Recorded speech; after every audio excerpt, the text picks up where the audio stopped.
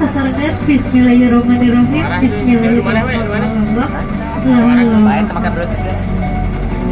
Itu ukur. Amin. Mana tuh kota itu namanya? Oke, sudah siap untuk Ramai closing ekor. kelasnya hari ini? Kebrai. Nggak ada yang siap, Pak Guru sih kan? Sudah siap? Ya, tapi kalau sekarang dominannya anak-anak cowok ya, Pak? Iya. Berarti harus lebih ini, harus lebih spiritnya ditambah lagi gitu. Sudah siap closing kelas? Galuh tur kotak plastik. Apa namanya? Galuh tur kotak plastik. Ada yang tahu nggak kenapa harus galuh namanya? Tahu nggak? Tidak. Tidak.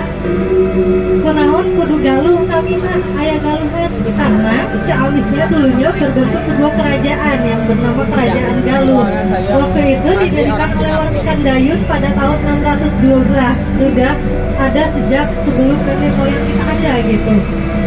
Nah, juga Gatrik ini merupakan mobil pemberian dari Bapak Gubernur kita. Jadi Teteh AA per kota kabupaten yang ada di Ciamis, yang ada di Jawa Barat, maaf, punya mobil seperti ini. Nah, untuk bedanya Gatrik dengan mobil-mobil yang lain adalah Gatrik bisa memfasilitasi kegiatan-kegiatan seperti ini. Contohnya outing class, terus juga bisa kita menerima request ke berbagai destinasi. Bahkan kita sudah bekerja sama dengan lebih dari 20 destinasi yang ada di Ciamis gitu.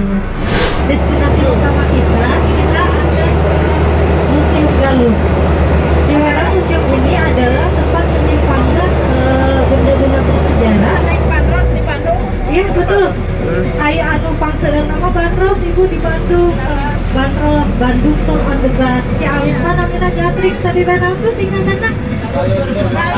Laras, ibu niron ya di payun. Galuh tuh kota klasik di Tasik ya aya ibu naon namina terang teh di Tasik. Mulisik namina teh, muliling kota Tasik cenah. Terus oke di Banjar ibu aya tetanggi namina Ranginang. Gitu. Ranginang. Terus oke di Garut aya Dogar. Kenapa biasanya identik diambil dari nama-nama bahasa Sunda. Nah, kalau Gatrik itu sendiri sebenarnya apa sih Bu? Bapak pasti tahu Gatrik yang sebenarnya itu apa? Permainan tradisional. Betul, permainan Teteh akan tahu nggak? Teteh tahu nggak permainan Gatrik? Pasti terangnya sama FL gitu ya. FF, Mobile Legends gitu. Terangnya zaman dulu mah emak bapak kita gitu permainannya adalah gatrik. Gatrik itu dimainkan oleh dua buah bambu yang dimana dialungkan gitunya Bu. Dicungkel. Bapak juga atlet gatrik.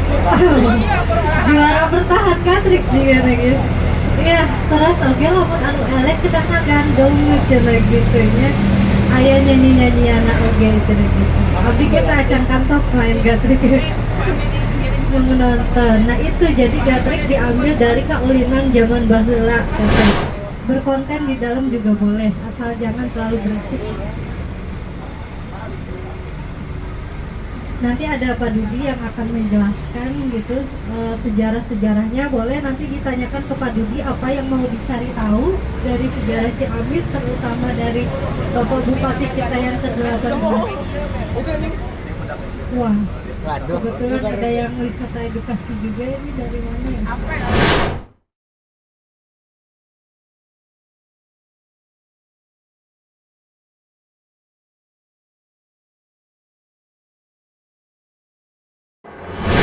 Ini adalah salah satu peninggalan bersejarah dari Bupati Galuh, masih Galuh namanya belum Ciamis. Itu Raden Adipati Arya Kusuma Diningrat. Nah, Raden Adipati Arya ini adalah salah satu Bupati Galuh yang paling banyak jasanya untuk Kabupaten Ciamis. Yang paling fenomenal dari beliau adalah beliau ini punya visioner yang pada masanya pada saat itu terbilang sangat jenius. Sakti Mandraguna juga beliau, dan beliau itu bisa bahasa Belanda kompeten. Makanya beliau cukup dekat dengan Belanda. Salah satunya yang paling sampai hari ini kita bisa rasakan jasa beliau ya adalah beliau bisa melobi pada saat itu ke pemerintahan Belanda agar membelokkan jalur kereta api yang tadinya kereta api itu jalurnya dari Tasik langsung Cimaragas langsung ke Banjar. Tetapi karena kedekatan beliau dan kepintaran beliau melobi pemerintah Hindia Belanda pada saat itu agar membelokkan jalur kereta api ke Ciamis dengan asumsi kalau ada jalur kereta api ke Ciamis, maka Ciamis akan terbantu secara transportasi dan juga akan terkenal. Itulah cikal bakal terciptanya jembatan Cipaho. Tidak sedikit tenaga, harta, benda beliau itu disumbangsikan untuk pembangunan Cipaho yang sampai saat ini kita tetap merasakan manfaatnya. Itu yang paling fenomenal. Jadi kalau Anda sekalian adik-adik sekarang tahu ceritanya bahwa jembatan Cipaho itu seperti itu. Cikal bakal terjadi di jembatan Cipaho karena tadinya akan bablas ke sana tapi diminta oleh Bupati Adipati Arya Kusumadiningrat atau kita nyebutnya sering berbeda Kanjeng Prabu itu dibelokkan ke sini. Itu paling biasa yang paling kita rasakan sampai saat ini. Karena kalau Ciamis tidak dilalui transportasi kereta pada waktu itu akan pasti sepi ya. Sekarang pun Ciamis kalah ramainya dengan Tasik, tetapi alhamdulillah salah satunya itu yang paling penting. Yang kedua, beliau ini sangat alim ya. Jadi bisa dibilang beliau yang banyak juga berjasa untuk mengalihkan agama dari agama Hindu Buddha pada waktu itu. Banyak pasti warga Tatar Galuh ini yang beragama di luar Muslim pindah agama ke Islam karena beliau ini cukup santri juga. Nanti ada alat-alat buktinya jejak rekam beliau yang bisa mengajak warga Galuh pada saat itu untuk beralih agama ke Islam. Dan yang ketiga lagi ya beliau itu yang membolehkan rakyat jelata biasa untuk sekolah. Karena kalau dulu itu kalian itu nggak seperti sekarang, sekolah itu hanya untuk orang-orang ningrat saja. Orang-orang rakyat jelata itu nggak bisa sekolah. Nah, pada era masa beliau memerintah Bupati Galuh, beliau bisa membebaskan anak-anak dari kaum yang nggak biasa gitu untuk sekolah. Nah, itu salah satu jasa beliau. Dan ini adalah salah satu rumah singgahnya, makamnya beliau di sana. Beliau beristri 4, yang salah satunya adalah keturunan orang Cina. Dan mungkin kalau ibu bapak ingat dulu ada Menteri Radinal Mukhtar. Nah, ini adalah rumah Radinal Mukhtar. Jadi Pak Radinal Mukhtar itu menikah dengan cicit daripada Prabu Kanjeng Prabu ini. Jadi masih keturunan yang ya sekarang yang jadi Raja Galuhnya adalah Pak Hanif. Pak Hanif itu adalah anak daripada Pak Radinal Mukhtar ini. Jadi turunan ke kalau nggak salah ke-16 itu. Jadi seperti itu kan menguragan.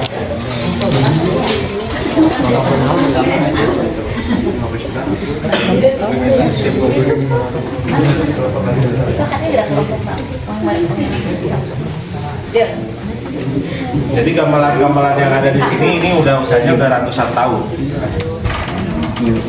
Orang-orang zaman dulu di Eropa, di Afrika baru bisa bikin gendang atau alat yang berdawai, gitar ya, kayak gitu.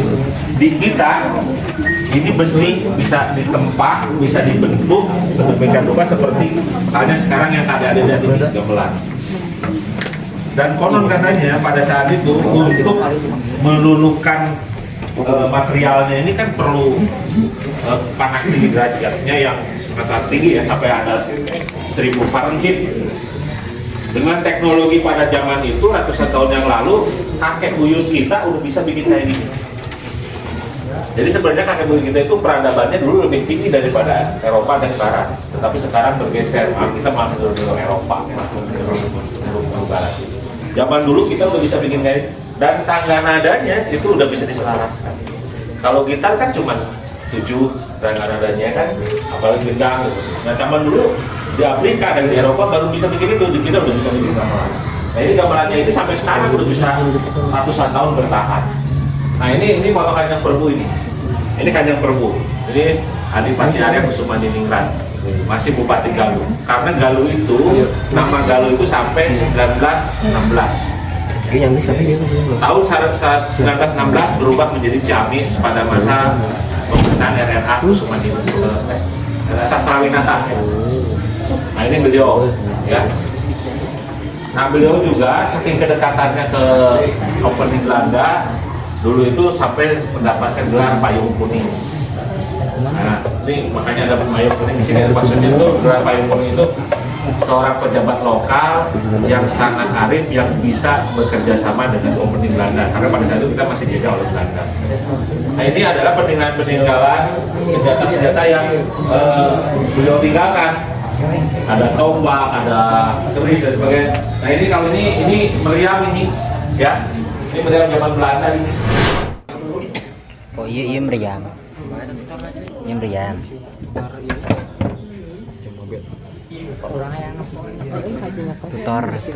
Tutor nembak cuy. Batu. Buruna.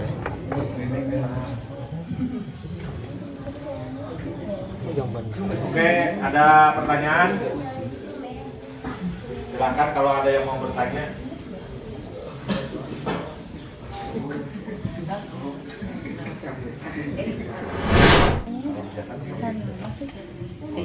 Ibunya sebenarnya. Lima sebenarnya. Iya, Bu. Iya.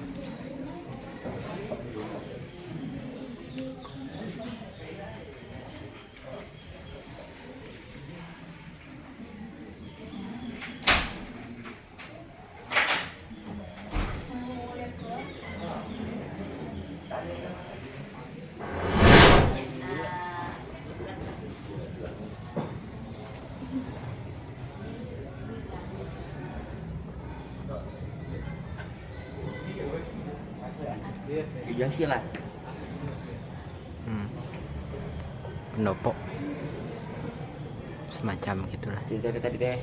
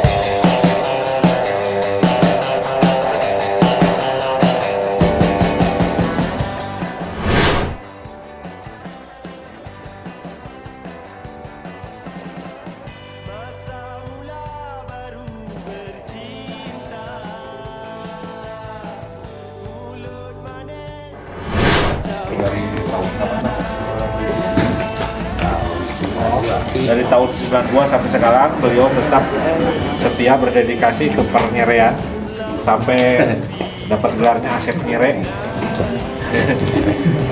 Dan beliau ini udah ekspor juga ya, kerajinan kemarin memang sempat rada terseok-seok COVID.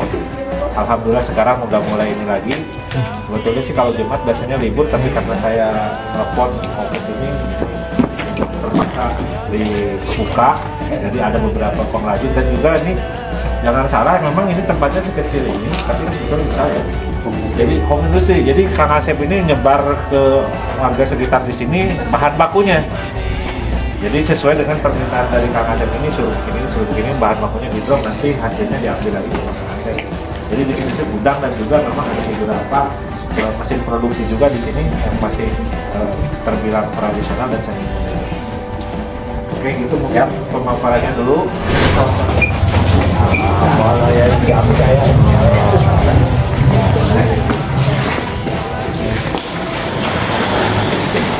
Nah, dibikin kandungan buat ini bahan.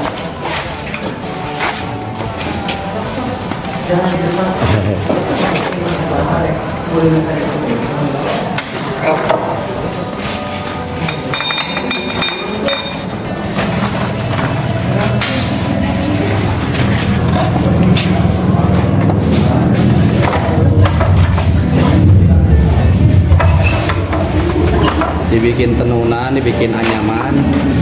Ini teh buat apa Pak? Nanti dibikin taplak meja, box tisu, macam-macam. Itu nih produknya. Ini mah bahan dasar, jadi tenun dulu. Bahan dasar.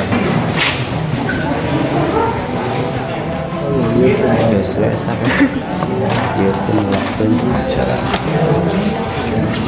gitu ada tunggu ya, hiji. Berarti ada mau tikar oh ya bang ini masnya Di tikar heula ke di damelan pot. Oh. Oh iya.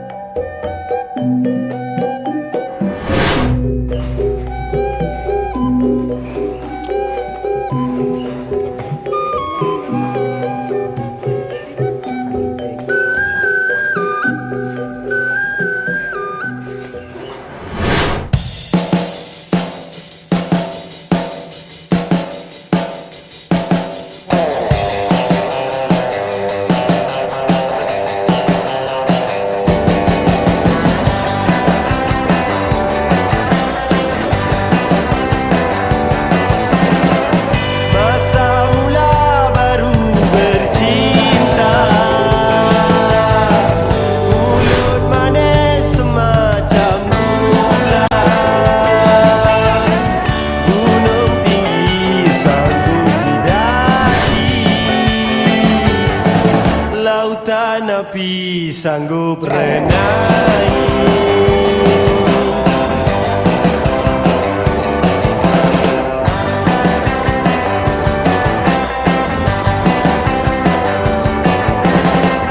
Tapi bila dah kenal lama,